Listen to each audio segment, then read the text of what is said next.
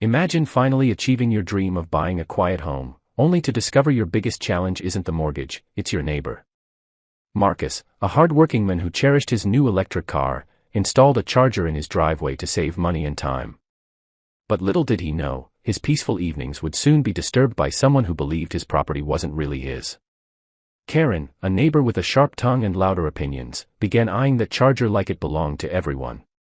What started as glances soon turned into a daily confrontation, and Marcus realized that sometimes, the true battle of owning a home isn't with bills, it's with the people who live right next door.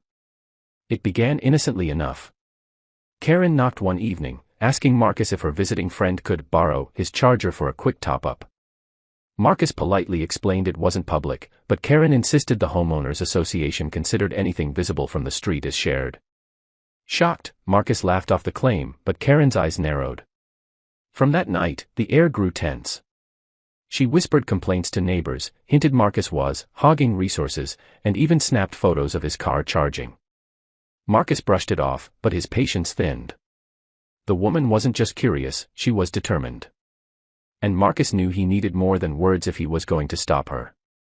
Karen's persistence escalated. She began hosting small gatherings where her guests would casually plug into Marcus's charger without asking. The first time, Marcus assumed it was a mistake.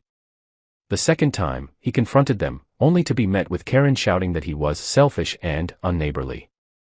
The HOA was suddenly flooded with anonymous complaints about Marcus's unauthorized equipment. He was stunned. He had every permit, every document, yet here he was, being painted as the villain. Instead of arguing back, Marcus decided on something smarter. He knew people like Karen thrived on drama. What if he could set a trap that showed everyone her true intentions? The idea sparked, and Marcus quietly got to work. Late at night, Marcus upgraded his charger with a hidden locking mechanism. Unless you had his key fob, the charger wouldn't deliver power. He also installed a small camera disguised near his porch light. The next day, Karen strutted over with her cousin's car, expecting to plug in as usual.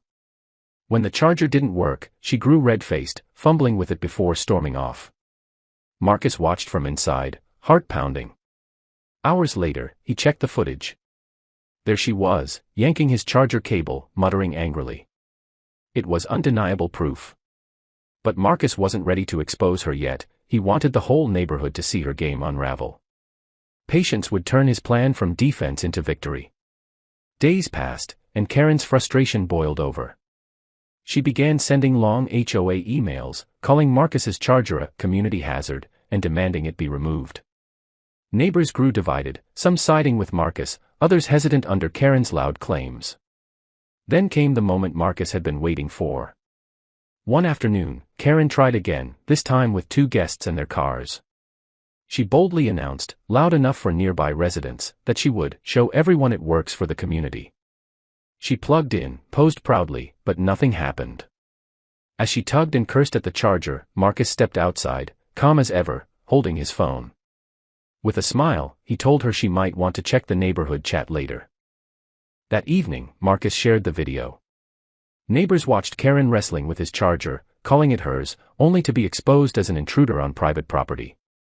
Messages poured in, some shocked, others amused, but all realizing the truth. The HOA president requested an emergency meeting.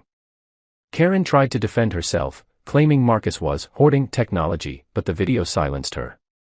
The president confirmed Marcus's charger was fully permitted, entirely private, and absolutely none of the HOA's business. The room fell quiet as Karen's allies avoided her gaze. For the first time, her authority cracked, and the power she wielded through gossip dissolved. Marcus didn't just win, he dismantled her credibility. In the weeks that followed, Marcus's home became a symbol of quiet resilience. Neighbors who once doubted him now waved warmly, some even apologizing for listening to rumors.